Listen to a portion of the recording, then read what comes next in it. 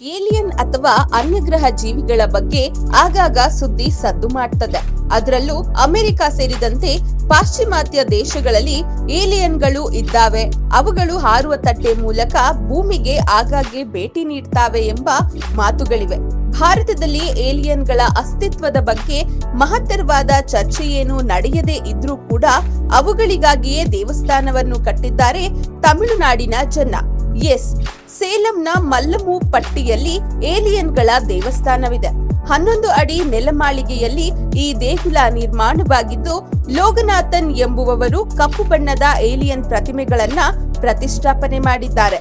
ಇವರ ಪ್ರಕಾರ ಅನ್ಯಗ್ರಹ ಜೀವಿಗಳು ಶಿವನ ಮೊದಲ ಸೃಷ್ಟಿ ಎಂಬ ನಂಬಿಕೆ ಇದ್ದು, ತಾನು ಅವುಗಳ ಜೊತೆ ಸಂವಹನ ನಡೆಸಿದ್ದೇನೆ, ಜಗತ್ತನ್ನ ಎಂತಹ ವಿಕೋಪದಲ್ಲೂ ರಕ್ಷಿಸುವುದು ಏಲಿಯನ್ ಮಾತ್ರವೇ ಎಂದು ಅಭಿಪ್ರಾಯ ವ್ಯಕ್ತಪಡಿಸಿದ್ದಾರೆ.